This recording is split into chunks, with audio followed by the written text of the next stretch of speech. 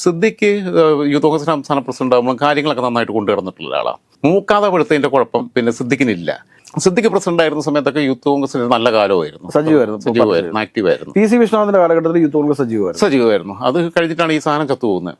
അപ്പം പിന്നെ ഇപ്പൊ അവരെക്കാൾ കൂടുതൽ പണിയെടുക്കുന്നത് യുവമോർച്ചയാണ്. പിന്നെ കുറച്ചുകൂടെ ആക്റ്റീവായിട്ട് സിദ്ദിഖ് മാറി, വിശ്വനാഥ് വരുന്നു. ഷാഫി KFC പ്രസിഡന്റ് സ്ഥാനത്ത് നിന്ന് നേരിട്ട് യൂത്ത് കോൺഗ്രസിന്റെ പ്രസിഡന്റ് ആയിട്ട് പോവുക, വൈസ് പ്രസിഡന്റ് ആയിട്ടൊന്നും പണിയെടുത്തിട്ടില്ല, ഡയറക്റ്റ് പോവുകയായിരുന്നത്. അപ്പം അങ്ങനെ വരുമ്പം സീനിയോറിറ്റി വെച്ച് നമ്മളതിനൊക്കെ മാനിക്കണം. സീനിയോറിറ്റി വെച്ച് പിന്നെ കോഴിക്കോട് ജില്ലയ്ക്കകത്ത് സംഘടനാ പണി നന്നായിട്ട് എടുക്കുന്നുണ്ട്. പരസ്പരം വലിയ കുത്തലില്ല. ഇപ്പം MK രാഘവനാണെങ്കിലും ഷാഫിയോടെ പോയിട്ട് ഗ്രൂപ്പ് ഉണ്ടാക്കുമെന്ന് എനിക്കറിയില്ല. പാലക്കാട് ഗ്രൂപ്പ് ആകെ നശിപ്പിച്ച ഷാഫിയാണ്, പിന്നെ ഷാഫി മാത്രം മതി എന്നുള്ള.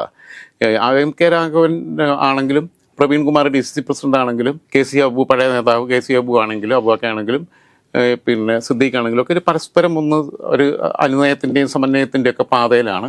കോൺഗ്രസ്സുകാരെ കൊണ്ട് പറ്റുന്നതിൻ്റെ മാക്സിമം